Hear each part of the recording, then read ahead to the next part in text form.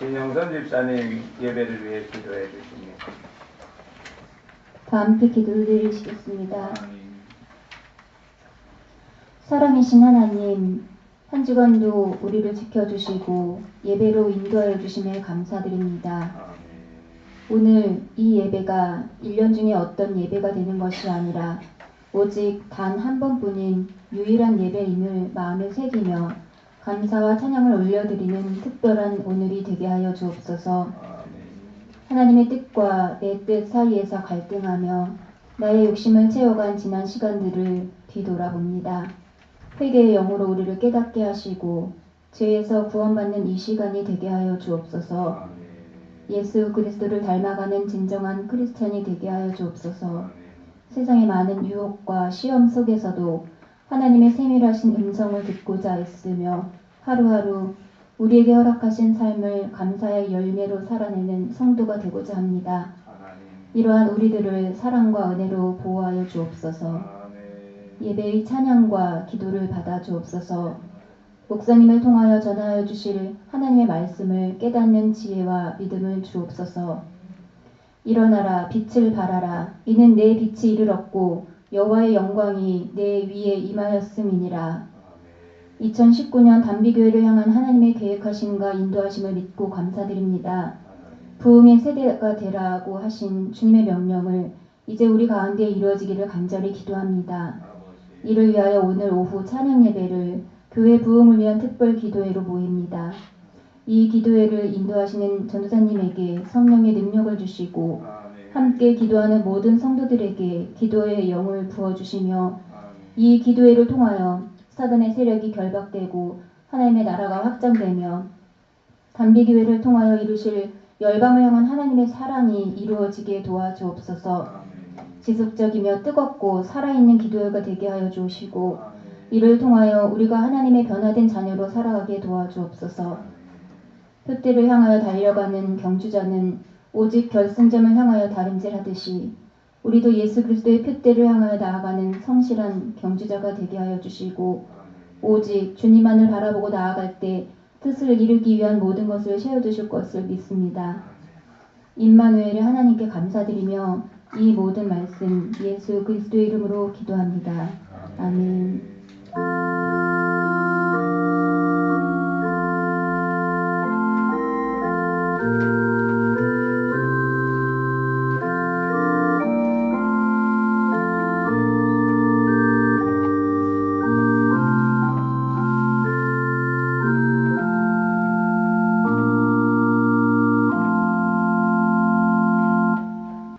우리 하나님 말씀 보십니다. 하나님 말씀은 요한복음입니다.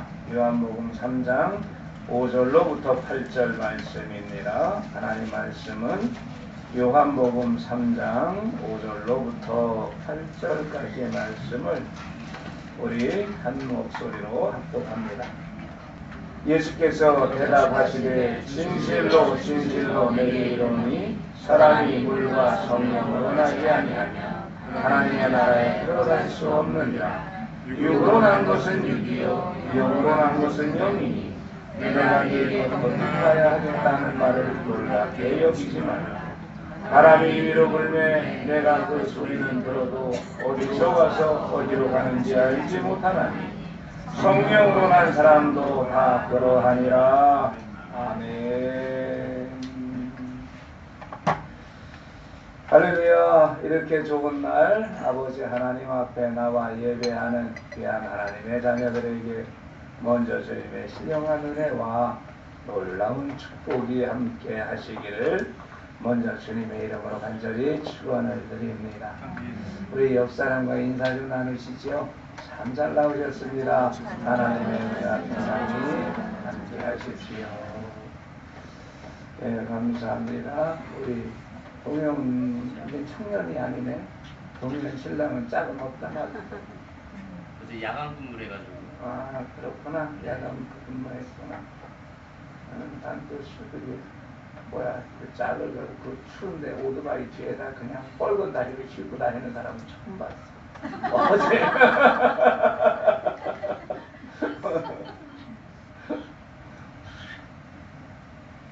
나 같으면 정도는 가만히 안 있을 것 같은데 그래도 좋다 그러더래.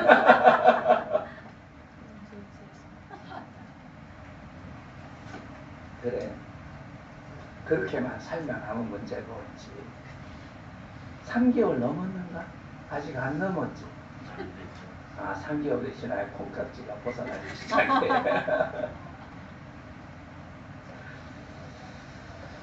예, 우리 따라 하십니다. 거듭나라. 거듭나라. 아멘.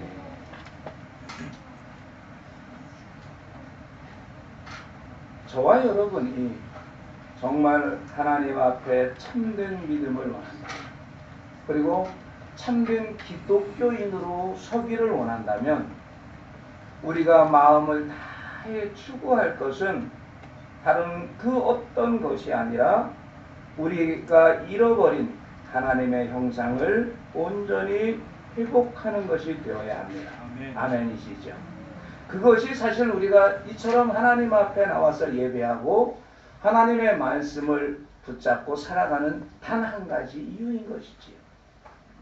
다시 말해 범죄한 이후에 단절된 영적 호흡인 엘로힘 느아를 회복해서 영생을 얻는 것입니다. 이를 성경에서는 구원이라고 하는 것이지요. 아멘이십니까? 그런데 이 구원을 이루는데 가장 핵심적인 가르침이 바로 칭의와 거듭남이라는 가르침입니다. 여기서 칭의는 하나님께서 우리를 위해 죄를 사해 주심으로 우리가 의롭다함을 입고 하나님 자녀로 인정된 사건입니다.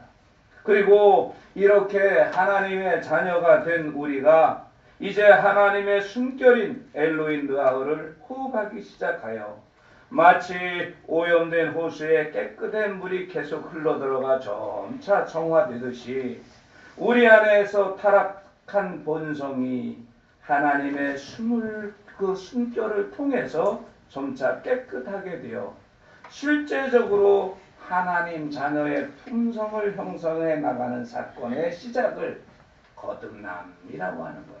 아멘이십니까? 다시 말해서 하나님으로부터 의롭다함을 얻은 이후에 예수 십자가의 공로로 인하여 우리가 잃어버린 하나님의 형상을 회복하게 된 것입니다. 그리고 하나님의 형상을 회복한 자는 성령의 도우심, 즉 르아의 도우심을 통하여 점차 하나님의 품성으로 변화되어 가기 시작하는데 바로 그러한 변화되는 시작점을 우리는 거듭남이라고 한다라는 것이죠. 그러므로 칭의는 논리적으로는 거듭남에 앞서서 일어나는 사건이지만 그러나 이것을 칭의가 먼저 있고 거듭남은 그 다음에 있다라는 시간적 순서로 받아들일 수가 없는 사건입니다. 왜냐하면 시간적으로 생각할 때는 이 두 사건은 우리가 예수 그리스도 안에서 동시에 발생되는 하나의 사건이기 때문이지요. 즉 하나님의 자녀로 받아들여지는 순간이 바로 하나님 자녀로서의 삶이 시작되는 순간이기 때문입니다. 때문에 이 칭의와 거듭남은 구분이 되기는 하지만 분리시켜서 생각하는 것은 마치 동전의 앞면과 뒷면을 따로 떼어놓으려는 것 같은 어리석은 생각이 되는 것이지요. 여러분, 동전을 말입니다. 여러분이 정말 솜씨 좋은 장인한테 부탁해서 앞면과 동전을 구분해서 그걸 가지고 쓸 수 있습니까? 아닙니다. 동전은 앞면과 뒷면이 분리되면 그 순간 동전으로서의 가치를 잃어버리게 되어 있어요. 바로 칭의와 거듭남도 이러한 거와 똑같은 이치입니다. 칭의와 거듭남이 분리되는 순간 이 하나님의 구원이라는 역사는 빛을 잃어버리게 돼요. 아멘이시죠? 그렇기 때문에 이 칭의와 거듭남은 동전의 앞뒷면처럼 우리가 예수 그리스도 안에서 일어나는 동시적 사건임을 여러분 기억하시기 바랍니다. 그래서 우리는 항상 승리는 거듭남과 함께 생각하고 상고해야 되는 사건이지요. 그래서 우리는 지난주까지 4편의 설교, 즉 1월 27일부터 그 2월 17일까지 선포된 설교인데, 구원을 이루는 믿음과 구원의 의미, 그리고 이신칭의, 그리고 믿음의 의, 이 4편의 설교를 통해서 칭의에 관한 문제를 상고해 봤던 것입니다. 그리고 오늘부터는 3주에 걸쳐서 우리 참된 믿음의 또 다른 한 기둥에 속하는 이제 거듭남의 문제를 집중적으로 좀 생각해 보려고 합니다. 오늘은 바로 이 거듭남의 첫 번째 시간이 되는데, 그것을 위해서 우리는 제일 먼저 우리가 왜 거듭나야 되는지를 한번 생각해 보겠습니다. 여러분, 거듭남은 우리가 하나님의 형상으로 회복하는데 꼭 필요한 과정이라고 조금 전에 말씀을 드렸습니다. 왜 그럴까요? 한마디로 인간의 상태가 거듭나지 않으면 안 되기 때문입니다. 원래 범죄하기 이전의 인간은 완전했습니다. 왜냐하면 하나님의 형상을 따라 창조되었기 때문이지요. 창세기 1장 27절에 가서 보면 하나님께서는 인간을 하나님의 숨결을 넣어 자신의 형상대로 창조하셨다라고 기록하고 있습니다. 여기서 인간이 하나님의 형상대로 창조되었다는 말의 의미를 좀 더 세밀하게 살펴봐야 되는데, 하나님의 형상대로 창조되었다는 말은 인간이 3가지 형상을 가졌음을 의미합니다. 그것이 뭐냐? 첫째는 자연적 형상이에요. 원래 인간에게는 죽음이 없었고 사물을 완전히 이해할 수 있는 능력을 가지고 있었습니다. 그리고 그렇기 때문에 하나님의 뜻과 부합하는 자유의지와 순결한 감정을 지녔던 것이죠. 그래서 그의 생각과 마음에 일어나는 모든 것이 곧 하나님의 뜻과 마음이었던 것입니다. 아멘이시죠? 즉 하나님의 형상을 온전히 가지고 있는 인간은 그의 마음속에서 일어나는 모든 생각과 마음이 자기의 뜻이 아니라 누구의 뜻? 하나님의 마음이고 하나님의 생각이었던 것이죠. 하나님과 내가 하나가 된 것입니다. 이것을 성경에서는 뭐라고 얘기하냐? 예수께서 내가 너 안에, 너가 내 안에 있다라고 말씀합니다. 아멘이십니까? 하나님이 나요. 내가 하나님과 같은 생각과 뜻을 가지고 있는 거예요. 좀 더 정확히 말씀하면 예수께서 이렇게 말씀하시죠. 너가 내 안에, 내 말이 너희 안에 있다. 그래서 내 말 안에 거하면 너희는 하나님의 형상을 회복할 거다라고 말씀하고 있습니다. 아멘이십니까? 바로 이렇듯 처음 인간은 그의 일어나는 모든 생각과 그의 모든 마음은 곧 하나님의 뜻과 마음이었던 것이죠. 그래서 그는 우리가 숨을 자연스럽게 쉬듯이 하나님의 율법을 자연스럽게 행할 수가 있었던 거죠. 곧 그가 살아가는 모든 것이 하나님의 율법이었던 것입니다. 즉 하나님의 의를 이루는 삶이었다라는 것입니다. 그가 생각하는 것도 그리고 그가 행하는 모든 것도 하나님의 의를 이루는 생각과 삶을 행할 수 있었던 것입니다. 그런데 이러한 인간이 범죄한 이후에 하나님과 분리가 되게 되죠. 성경에서는 이것을 죽었다라고 말합니다. 하나님과 분리된 인간은 자기의 마음에 일어나는 것이 하나님의 뜻이 아니라 바로 자기의 뜻, 자기의 의가 일어나기 시작한 것입니다. 두 번째는 정치적 현상입니다. 이 정치적 형상은 원래 인간은 하나님께서 창조하신 피조 세계를 돌보고 다스리도록 위임받은 존재입니다. 다시 말해서 청지기로서 피조 세계의 세움을 받았던 것이지요. 그래서 하나님이 창조하신 이 피조 세계를 어떻게 해요? 다스리라라는 명령을 받았던 것입니다. 그래서 그는 하나님의 의로 이 모든 피조 세계를 다스렸던 것입니다.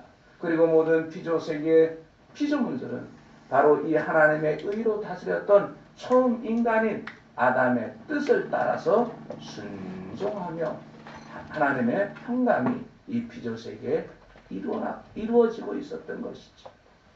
그런데 이것도 바로 범죄한 이후 하나님과서 분리된 인간은 피조 세계를 청지기로서 다스리는 것이 아니라 자신의 욕망으로 해서 약탈을 하기 시작합니다. 그래서 피조 세계는 인간을 경계하기 시작하죠. 그리고 인간을 향하여 엉겅퀴와 가시를 내기 시작합니다.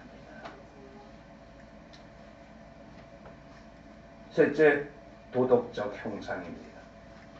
이는 다른 말로 사랑과 의와 거룩함을 의미하는 거예요.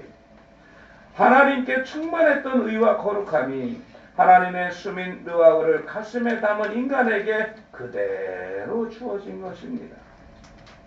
그래서 인간은 다른 피조물과는 다른 생각과 마음을 가지고 살아가게 됩니다. 그것이 뭡니까? 바로 우리가 얘기하는 이타성입니다. 아멘이시지요? 나를 희생시켜서 다른 생명과 다른 일을 살리려고 하는 것입니다. 이것은 하나님이 가지고 있는 속성 중에 하나이지. 그러한 속성을 인간은 가지고 살았던 것입니다. 그런데 앞에 자연적 형상과 정치적 형상이 하나님 형상에 내포된 내적 특성이라고 말한다면 이 도덕적 형상은 하나님과의 관계를 맺는 데 필수적인 관계적 특성으로 하나님께서 인간에게 주어진 것입니다. 다시 말해서 본래적 인간은 사랑과 의와 거룩함으로 하나님과의 깊은 관계를 맺게 되는데 그런 의미에서 이 도덕적 형상은 세 가지 형상 중 가장 근본적인 것이라고 할 수 있지요. 그래서 창세기 1장 31절을 가서 보면 하나님께서 인간을 창조하시고 보시기에 심히 좋았다라고 기뻐하신 이유가 바로 여기에 있던 것입니다. 인간에게 다른 피조물에게는 없던 도덕적 형상을 인간은 가지고 있었던 것입니다. 그래서 그 안에 사랑과 의와 거룩함이 충만함을 하나님은 보셨던 것이죠. 그러나 인간이 하나님의 형상을 따라 지음을 받아 상상할 수 없는 능력을 받았다 할지라도 그에게는 피조물의 자리를 넘을 수 없는 한계가 주어졌던 것입니다. 이 말이 무슨 말이냐 하면 인간이 다른 피조물과는 달리 하나님의 형상을 부여받은 존재이긴 했지만 하나님처럼 영원한 존재는 아니었다라는 의미입니다. 즉 하나님의 뜻에 순종한다는 전제 하에서만 하나님께서 창조하신 원래 인간 존재의 자리를 지킬 수 있는 그러한 유한적인 존재였던 것입니다. 그래서 하나님은 이 인간에게 선악을 알게 하는 나무의 열매는 먹지 말라라고 친히 경고하셨던 것이지. 하지만 인간은 자신의 상태에 자족하지 못하고 먹지 말라고 친히 경고한 나무의 실과를 먹음으로 하나님께서 정해주신 원래 인간의 자리를 이탈하고 말합니다. 다시 말해서 인간이 하나님이 정하신 법을 깨뜨림으로써 인간에게 허락된 하나님의 형상이 파괴되고 말았던 것입니다. 다시 말해서 정령 죽으리라고 말씀하신 그 말씀이 응하게 된 것입니다. 그 결과 인간을 이제 영적인 호흡을 잃은 죽을 자가 되어버리고 말합니다. 그리고 당연히 하나님의 형상으로 인해 주어졌던 그 모든 특권이 인간에게선 사라지고 맙니다. 그리고 무엇보다도 도덕적 형상이 결정적 타격을 입게 됩니다. 하나님의 형상이 사라진 그 자리를 차지한 것은 바로 마귀의 형상이었습니다. 마귀의 형상은 인간 안에 교만과 아집과 피조물을 향한 집착이라는 죄의 굴레를 씌워버리지요. 결국 인간은 하나님의 사랑과 의와 거룩함을 완전히 상실하고 반드시 죽으리라 하신 말씀대로 우리의 영으로부터 하나님의 영이 분리되는 영원한 죽음을 맞게 된 것입니다. 더구나 처음 인간이 맞이한 이러한 비극적 상황은 운명이라는 이름으로 그의 모든 후손에게 그대로 전가되었다는 점에서 이것은 모든 인류의 문제가 되고 맙니다.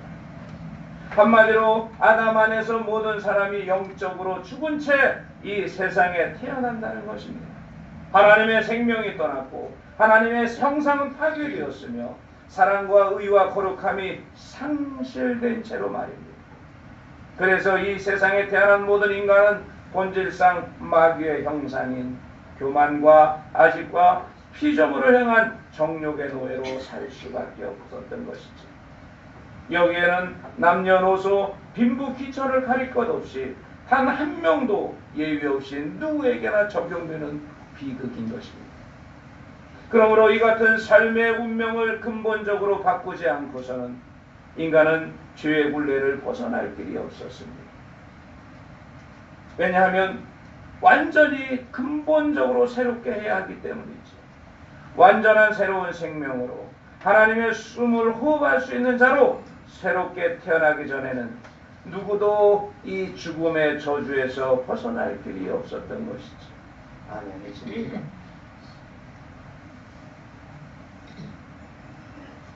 두 번째, 그렇다면 이러한 우리가 새롭게 태어날 수 있는 길은 무엇이었을까요? 요한복음 3장을 가서 보면 예수님 당시 율법에 능통했던 니고데모라는 젊은이가 등장합니다. 그런데 이 니고데모라는 젊은이도 이와 같은 의무를 품었던 것을 우리는 성경에서 볼 수 있어요.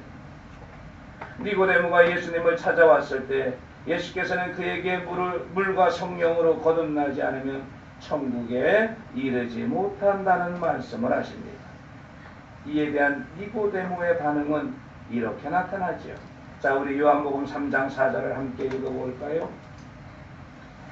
니고데모가 이르되 사람이 늙으면 어떻게 날 수 있사옵나이까? 두 번째 모태에 들어갔다가 날 수 있사옵나이까? 아멘. 그는 이스라엘의 선생이었지만 율법에는 청통했지만 이 구원의 결정적 요소인 거듭남의 방법에 대해서는 알 수가 없었던 것이죠. 사랑하는 여러분, 예수님의 말씀대로 거듭남의 사건은 신비입니다. 임으로 부는 바람처럼 그 실체에 대해서도 어떤 방식으로 시작되고 진행되며 종결되는지도 알 수 없습니다. 다만 우리는 성령을 통해 그 대략만을 짐작할 수 있을 뿐이지요. 즉 거듭남의 사건은 실제적인 일이며 영적인 사건으로 위로부터 일어나는 탄생의 사건이라는 것이죠. 다시 말해서 성령으로 새로 나는 것이라는 사실입니다. 아멘이십니까? 다시 말해 이 일은 하나님께서 성령을 통해 우리 안에 이루시는 하늘의 사건이라는 것입니다. 이유는 하나님께서 친히 이루시는 이 사건이 누구에게 이루어지는가라는 것이죠. 여러분, 이 거듭남의 사건이 바로 칭의와 연결되어 있음을 우리는 기억해야 됩니다. 칭의, 곧 하나님께서 의롭다 여기시는 일은 죄사함을 받은 자에게 일어나는 사건이지요. 그리고 이처럼 죄사함을 받은 자에게 칭의와 거듭남의 사건이 연결되어 일어나는 것입니다. 이 말은 곧 거듭남의 사건은 회개하고 복음을 믿는 이에게 수반되는 축복의 사건이라는 것이지.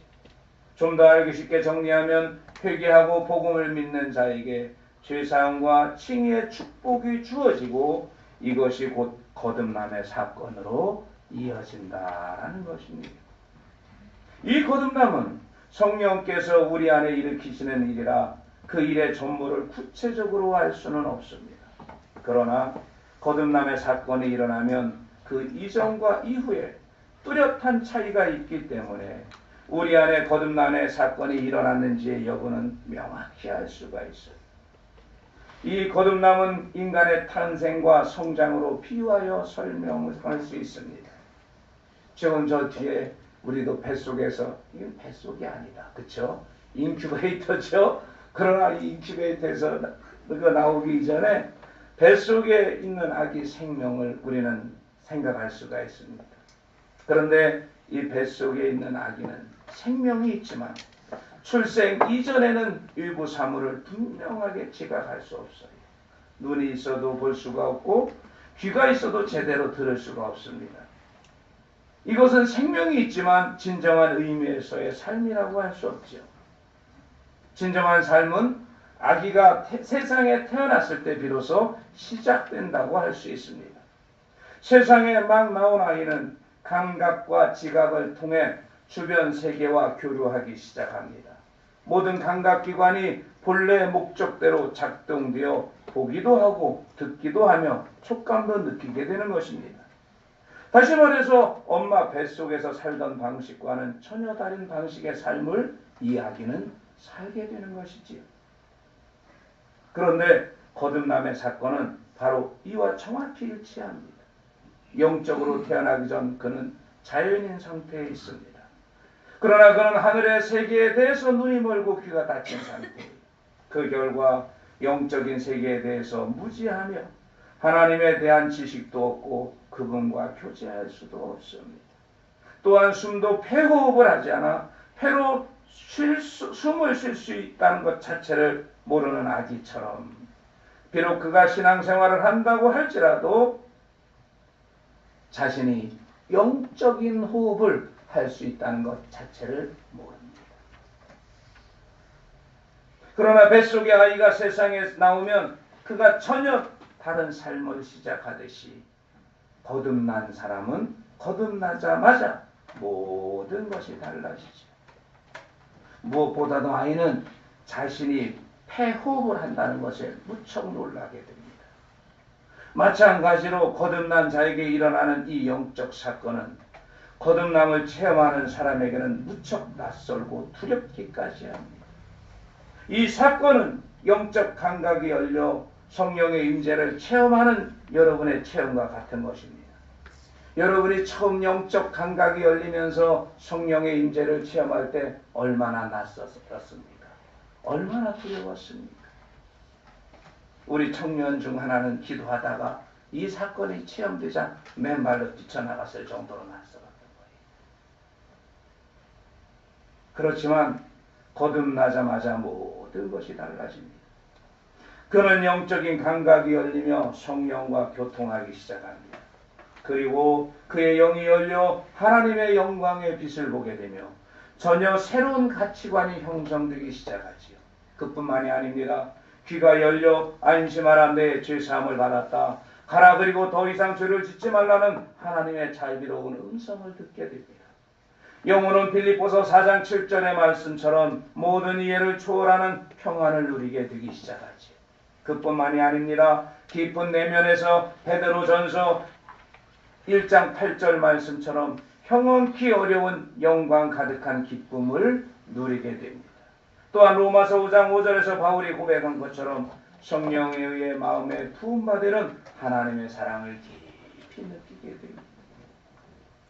그러나 무엇보다도 모든 영적 감각들이 점차 명료하게 되어 매일매일 하나님께 가까이 나아가는데 더욱더 열심을 갖게 되는 것입니다. 아멘이십니까? 그러면 마지막으로 세 번째, 거듭난 자의 삶은 어떻게 나타나게 될까요? 이 거듭남은 하나님께서 그리스도를 통해 인간을 새로 살리는 생명의 사역입니다. 그리스도 예수 안에서 새로운 피조물이 되었다고 고백하게 되는 사건인 것이지요. 이는 인간이 죄와 허물로 인해 영원한 사망의 자리에 있게 되었을 때 하나님께서 새 생명을 부어주심으로 의의 생명으로 이끄신 사건으로서 인간이 잃어버렸던 하나님의 형상을 회복하여 이로 인해 참된 사랑과 참된 의와 참된 거룩함 안에 거하게 되는 사건입니다. 그 결과 거듭나게 된 인간은 세상을 향한 사랑에서 하나님을 향한 사랑으로, 아집에서 이웃사랑으로, 교만은 겸손으로 바뀌게 되는 것입니다. 즉 거듭남은 야고보서 3장 15절에서 증거한 세상적이고 정욕적이고 마귀적인 마음이 빌립보서 2장 5절에서 증거한 그리스도의 마음으로 변화하게 되는 것을 말하는 것이죠. 이렇게 될 때 사람은 비로소 참된 삶을 살아가게 되는 것입니다. 왜냐하면 그는 이제 예수 그리스도를 통해 엘로힘 느하를 숨쉬며 성령의 인도함을 받는 영생을 얻은 자가 되었기 때문이지. 세상에서는 이해할 수 없는 삶이지만 하나님과의 교제 속에서 하늘의 삶을 살아가기 시작합니다. 하나님께서 그의 심령에 끊임없이 은총을 베푸시고 그의 영혼은 하나님께 기도와 찬양을 드리게 됩니다. 하나님과 인간 사이의 이러한 교제 속에서 하나님의 자녀는 그리스도의 장성한 분량에 이르기까지 점차 성장해 나가게 되는 것이지요. 이 같은 성장은 다름 아닌 거룩함의 완성이 되는 과정입니다. 여러분, 거룩함이란 어떤 종교적 의식을 통해 이루어지는 것이 아닙니다. 그것은 마음에 새겨진 하나님의 형상이요 온전한 그리스도의 마음이며 모든 하늘 백성의 성품인 것입니다. 이러한 거룩함은 바로 거듭남으로부터 시작되는 것이고 거듭남이 거룩함의 전제가 되는 것이지요. 다시 말해 거룩함은 우리 심령이 거듭나기 전에는 결코 일어날 수 없음을 알아야 합니다. 즉 하나님의 능력이 우리에게 임하셔서 우리가 어둠에서 빛으로 마귀의 권세에서 하나님의 품으로 돌아가는 이 거듭남의 사건이 있기 전에는 결코 거룩함의 사건이 일어날 수 없다는 것입니다. 그리고 거듭남으로 시작된 이 거룩함의 역사가 완전에 이르렀을 때, 달리 표현하면 우리의 심령이 청결해졌을 때 비로소 하나님을 온전히 보게 될 것입니다. 아멘. 이러한 상태를 주님은 마태복음 5장 5절을 통해 마음이 청결한 자는 복이 있나니 그들이 하나님을 볼 것이라고 말씀하고 계십니다.